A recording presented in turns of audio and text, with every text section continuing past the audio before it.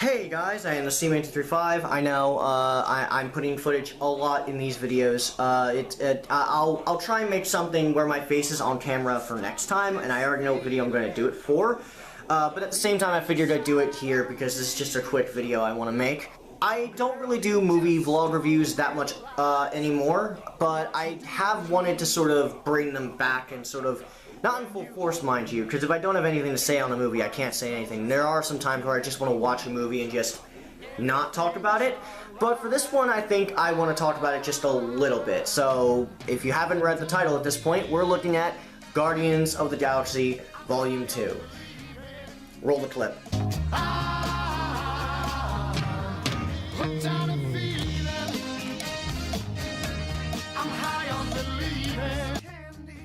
And that was from my first Guardians of the Galaxy vlog review. I have that somewhere on my channel. I'll link it in the description below, if I remember, which I hope I do. So anyway, Guardians of the Galaxy Volume 2 takes place, of course, after Guardians of the Galaxy Volume 1, or just Guardians of the Galaxy. A really good movie, which I really enjoyed. I thought it was a lot of fun, and the characters were great. The villain could have used a bit of work, but I liked Ronan a lot more than, say, Malekith, or whatever the fuck his name was, the elf guy from Thor the Dark World. God, he was so fucking boring.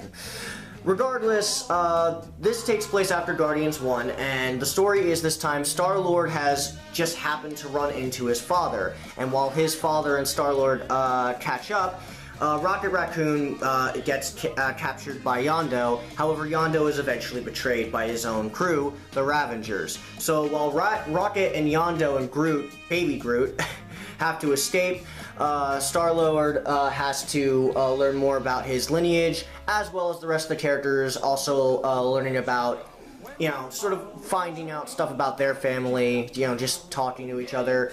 And, of course, other secrets are revealed, but I'm not going to spoil them. I'll just give a basic plot summary. I'll go into spoiler territory more later in the video, and with some things I liked. So that's pretty much the basic setup. The reason I waited a little while to do this is so I could talk about spoilers in the same video, because that's, you know, this movie has been out for like a week and a half now, so there are still some people that haven't seen it, but I think it's more than enough time to talk about some spoilers. Honestly, a lot of what I said with Guardians 1, I can say about Guardians 2 when it comes to the characters. You know, I still love all of them. I really like Star-Lord, I really like Gamora, I really like Rocket. Baby Groot is hilarious, but I'm happy to say that he's not overused. I was worried that Baby Groot would be overutilized for really dumb jokes. Thankfully, all the jokes hit home, and there weren't as many as I thought there were going to be. Like, don't get me wrong, they utilized Baby Groot quite a bit, and it's awesome, it's hilarious, but at the same time, it is still, it's used sparingly, and it's used well, and I appreciate that. At the same time, I really like that the characters and their character are a bit expanded upon. The movie this time around is more about family, and, you know, it's more about the Guardians being a family, and, you know, who really is your father figure. They do something really great with Rocket, where he has to get used to having a relationship with Baby Groot, since Baby Groot is not the same Groot from the first Guardians. He's not. Because of that, you know, his relationship with Groot is very different from what it used to be. There's also Star-Lord, obviously, you know, talking to his father again. Gamora meets up with Nebula, her sister, and there's a really good arc with that. It's also really great because we get to learn a little more about what Thanos did with Gamora and Nebula, and just how much of a piece of shit he really is. And I like that. We finally get to learn something about Thanos, even if it's only a little bit. Really the only characters I can think of that don't really get anything, at least out of the main five, is Drax. But they make up for it with Drax having some of the best lines in the movie, so that's great at least. Because Drax is fucking hilarious in this. Like, if you've seen some of the jokes in the trailers, it's like 50 times funnier in the movie. You're gonna really enjoy him. Dave Bautista, I believe his name is, did a really good job. He's a really good actor. Great job. As for the other actors, they're all great, and at the same time, the special effects and the cinematography and the soundtrack, once again, is great, and I actually think it's utilized better, considering that this movie can have some pretty dark moments, but at the same time, I still think it's utilized slightly better, because there's one scene which in which you know, I want to go and I want to. That's more of a spoiler. So I'd recommend going to see it if you like the first Galaxy. A lot of people have been pretty polarized on this movie, but I think if you like the first Guardians, you're gonna like this one a lot too. Do I think it's as good as the first one? No. I do think that some characters are a bit underutilized. There's one new character, Mantis, who I think they could have done a little more with. Like, she's fine, like, she's funny, she's cute, but I thought they could have done more with her. At the same time, Ego, who is a major character, he's Star-Lord's father. The last third, I didn't mind the direction they took his character, and I can't really go into it without spoilers, but there was a certain aspect of his character I didn't like. I'll talk about that more with spoilers, but I don't really want to spoil it for those who haven't seen the movie yet. So, I have mixed opinions on Ego, but I thought overall he was, I think Kurt Russell, I believe the actor's name was Kurt Russell, he was really good in the movie. I just think that he could have been written better during the last third, but still, you know, he's not bad. It's just, I felt that it could have been handled better. Because of that, I do think that the first Guardians is slightly better, but overall, I'd still give this like a B+ or maybe an A- if I really want to be generous. And I would give like Guardians like at least an A if I had to give it anything. Granted, I don't give scores, but you know, still, I really recommend it. If you like the first Guardians, I think it's a worthy follow-up. It's really nice to have a good Marvel sequel too, because Marvel sort of struggles with sequels. Like, we have Iron Man 2 and 3, which were fine, but don't really compare to the first one. And then there's Age of Ultron, which I personally like a lot more than most people. In fact, I'll say it's probably the third best sequel. Well, not actually, no, not the third best sequel. I just remembered. But Age of Ultron, I still think is one of the better sequels out there. But I felt that Ultron could have been utilized better. I felt that the twins could have been utilized better, and you could tell the pacing was seriously off because they wanted to do so much shit. Then there was Thor: The Dark World, which is pretty much the equivalent of a filler episode in any show, any cartoon or anime or TV show that you watch. It's filler. That's really all it is to me. I mean, you watch it once, you're fine with it, but you don't really need to see it again. The only sequels I think that actually did a really good job and improved upon the movies was Winter Soldier, obviously, and Civil War, which I talked about in a previous vlog as well. When it comes to Guardians 2, I think personally this is probably the third best sequel we've gotten out of Marvel, and I appreciate that it was a bit smaller in terms of its weight. It wasn't as big as the first one was. It was much more subdued, but still really, really good. The characters were still great. It was still funny as hell. Personally, I actually think it's a little funnier than the first. Even though I don't think it utilizes all the characters great, I think for what it does with most of the characters it focuses on, it does a really good job. I really like the whole thing with Nebula and Gamora. That was really good. It gave them a bit more character, and it gave us a bit more insight on the hell they went through as children. Star-Lord and his relationship with his father was pretty good up until the last act, but where I felt it stumbled a bit. And Baby Groot and Rocket are hilarious. Excellent. KO! You win! Hey! Yeah, you! I'm down here busting my ass while you sit on yours watching me jump around? How is that fair? Alright, so now I'm gonna talk more into spoilers, so you have been warned. Okay, so I'm just gonna count down like just random moments that I really, really liked. So let's talk about them. So for the first moment I really, really liked, I loved the whole escape sequence with Rocket and Yondu, because Yondu was imprisoned by his crew, the Ravagers, I believe one of the two names. Yondu, oh my gosh, Yondu is so great. I really liked him in the first Guardians of the Galaxy, but he is so much better here. And Yondu, honestly, was probably my favorite character in the movie, which is really saying a lot. I personally think he really is... It's just, the arc that he goes through is just so good in this one. But at the same time, there is a sort of a friendship that gets. There is sort of a friendship between Rocket and Yondu in this movie. Once Rocket gets imprisoned, and with Yondu, the first part of this escape sequence is Baby Groot, of course, has to help them get out by getting them something for Yondu so they can get out of the cage. Baby Groot keeps giving him the wrong things, and at one point he even brings him the finger of some guy that he chopped off. It was like so dark, but it was hilarious. I loved that. After that whole sequence, they just freaking clean house and destroy all of the Ravagers except for one, which is still loyal to Yondu, who I really enjoyed. He's not that deep of a character, but I thought he was fun. I thought he was funny at very least. And there is a funny after credit scene, which I won't talk about, with his character, but it is really funny. Rocket and Yondu are just killing all the Ravagers while this really awesome pop song plays.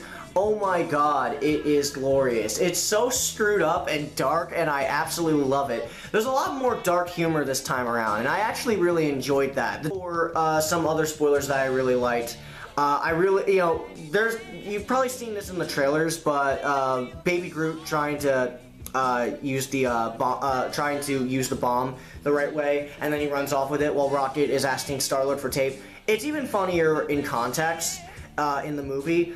Personally, I think it's funnier, and I think the reason why it's funnier is because there are some scenes that were added in the actual final cut of the movie that I think just make it so much.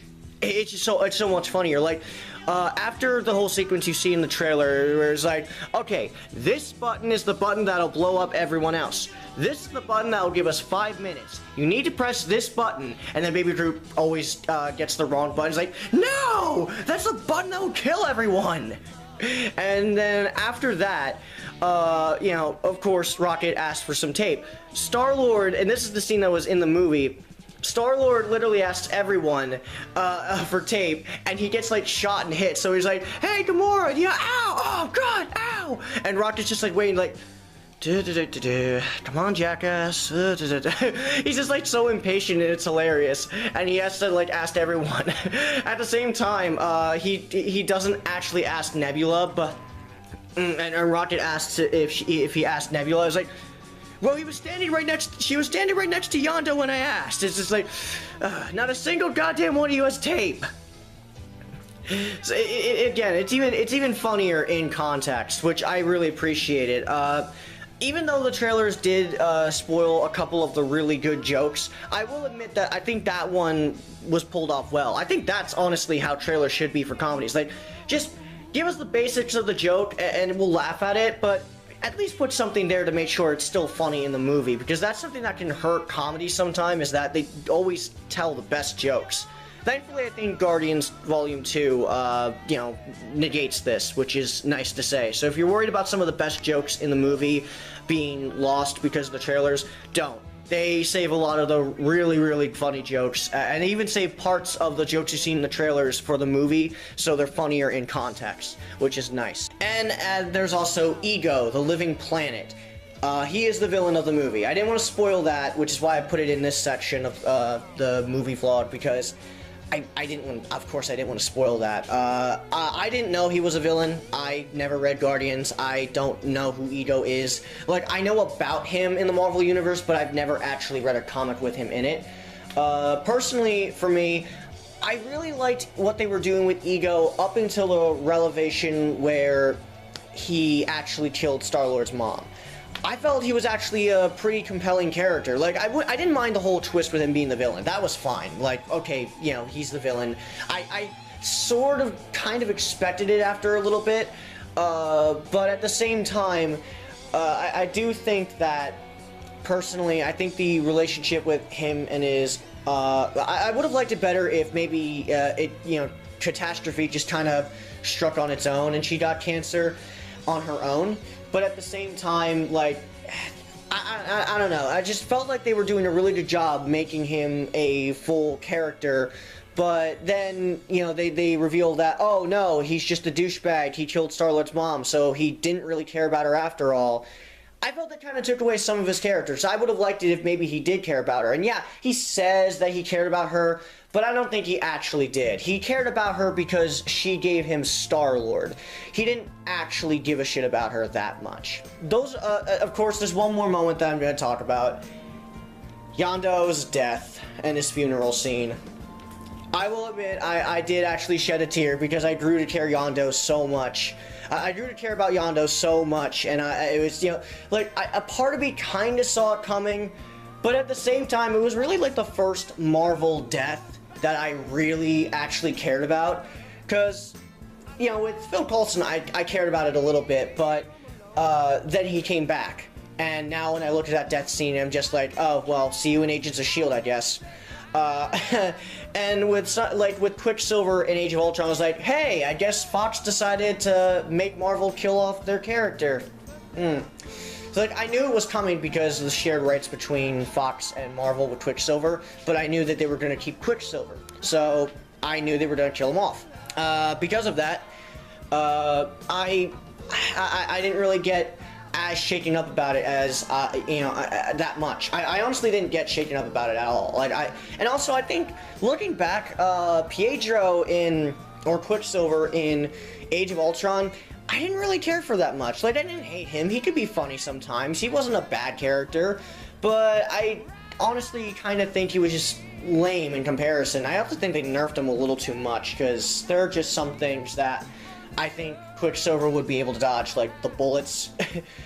But whatever, this isn't the Age of Ultron vlog, it already did. I do think that this is the first time I legit cared for someone who died in a Marvel movie, because I really liked Yondu. He is, in my opinion, the best character in the movie. He has some of the best scenes. He's with Rocket the entire time, and Rocket, to me, was one of the best parts of Guardians 1, along with Groot. You know, and not to mention he's also with Baby Groot.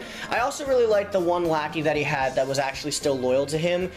And that was actually a really, really funny, but also kind of a sad moment, because he said he was still loyal because they killed a bunch of his friends. Because when they betrayed him, they also took all the people who are still loyal to Yondu. And the guy who pretty much took over was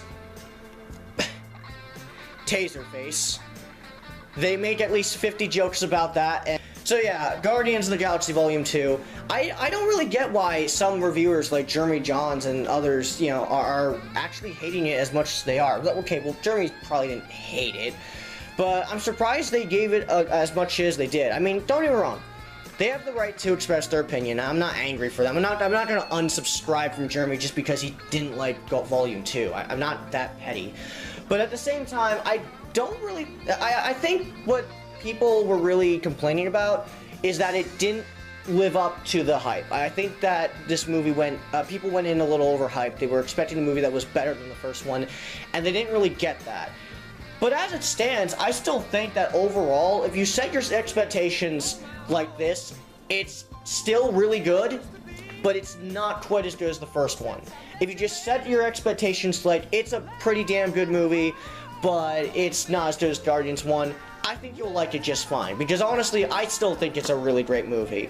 You know, I still think the first one's better. Maybe it'll change in time, maybe it won't, but I still really enjoyed it. That's just me. And I know some people who are also saying it's better than the first one, which, go see it. And if you've already seen it, see it again. I know I will at some point, or at least I'm going to try to. So yeah, that's all from me. I am the Seaman235, signing out, and I shall see you guys later.